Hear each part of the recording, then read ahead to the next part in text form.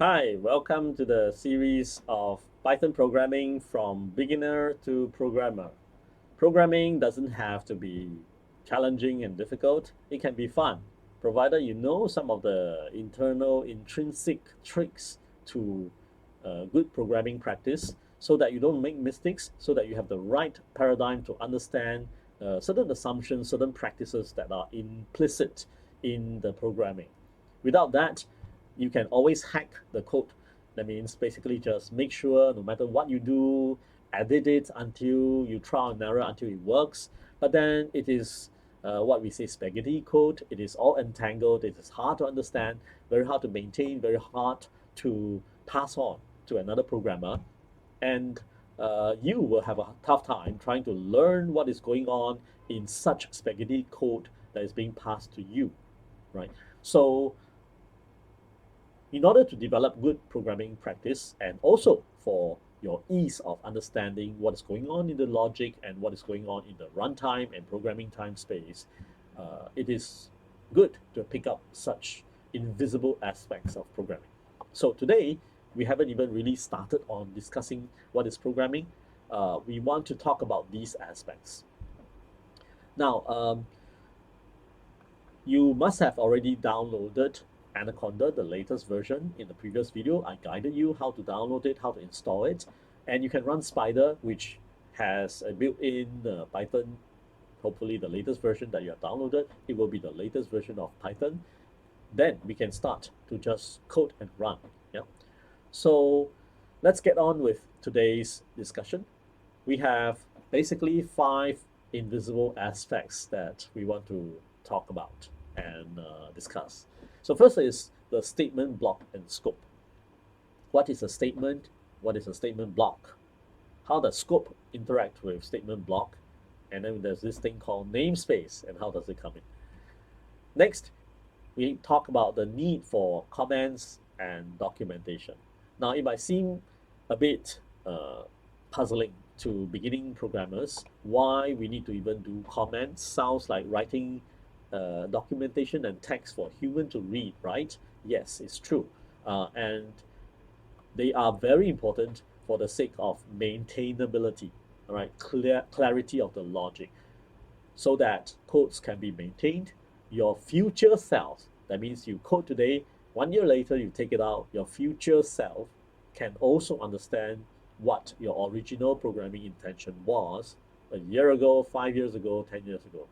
Even if you're not doing that, right now, at the same time, when you download other people's code, imagine it doesn't have any human explanations at all, that would be a problem. So we'll talk more about this, how to do this correctly in Python. Another important aspect is about variable naming. How should you name your variables? Should we just do it like a equals 1, b equals 2? Because they are short and sharp, right? Well, what may be very clear to you may not make sense to other people. So what is the right way to do this, right? Next, we want to touch on the idea of single purpose building blocks. The idea of building block is a little bit like stacking Lego blocks on top of each other in order to build complex, beautiful, large objects. So same thing, or in a slightly analogous way, we can think about building complex programs from basic, simple, single purpose. So simple in the sense of it being having the need to achieve only a single purpose goal. All right, how do we then use Python's structures to build more complicated codes? Finally, I like to talk a little bit about clarity and efficiency. This is these two aspects. Are they trade-offs?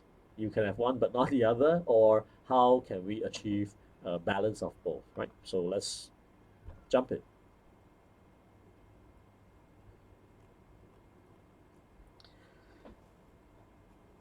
Let's talk about statement block and scope.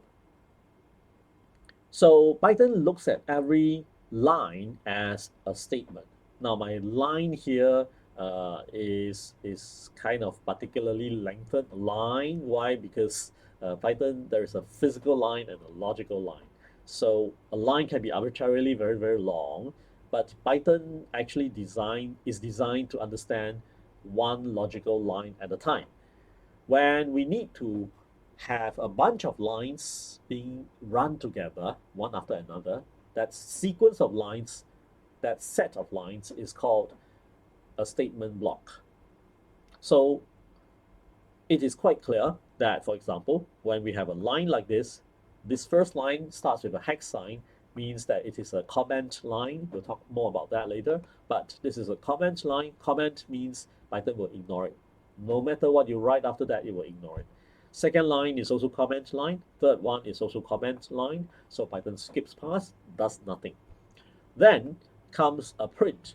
Python will obediently print out all these texts without looking through what they are, just dump them on the screen. And so that's why we see this. Yeah. There's an empty line here. That's fine. You can have as many empty lines as you like. That's fine. All right. If it helps and making the readability better, you can have multiple empty lines. So the vertical spacing is quite relaxed for Python, but not the horizontal spacing. Is very strict. So in this for statement here, this statement expects a statement block after it.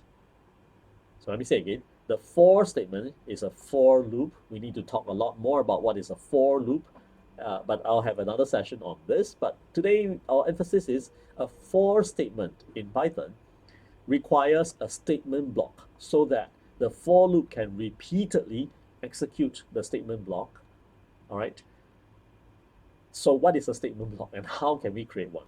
Well, right here with this indentation, this jutting in by 4 character spacing, and we consistently do that across all the statements. That practice, that action results in having all the statements being indented. That's what we say and describe this visual scenario. All these lines are indented to the same depth. So by convention, we will have a depth of 4. All right.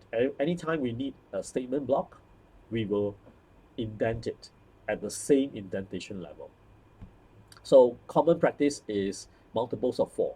So one statement block, if we have a nested statement block, that means a statement block within the statement block, then we will have 8 character spacing counting from the starting line. So for example, the print statement is not in a statement block, it is in the global statement block, so to speak. So global statements all start at position 1. Right, so that's needless to say, needless to define, it's predefined, everybody understands. So you will understand. And whenever we need a statement block by design, so the for statement by design will be looking out for the next immediate statement block. All right, so this statement block has to be indented so that Python knows when is the first line of the statement block, when has it reached the end of the statement block. Because the next line is unindented back to the position 1 here, Python knows that the body of repeating for this for loop is up till and including these 2 lines, not the print done. How does it know? How do we check? How do we verify? Well, it's clear, right? It's visually clear that when we unindent it, we mean that it is outside that statement block. So you see that the statement block and indentation, they are closely related. Think of indentation, right? Physically pushing the chunk of codes in or out is our way of physically implementing statement blocks or nested statement blocks, more indentation. So let's just copy this code into our spider. Okay.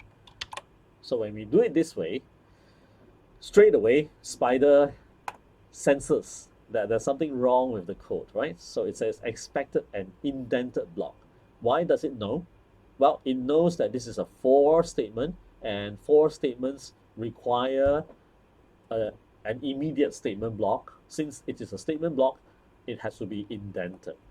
So I will just, well, indent, right? Okay. So Spider says, well, this is okay. I can understand you want to repeatedly print I, then dash, then done, then go back to for loop, next value, that's 2, then dash, then done.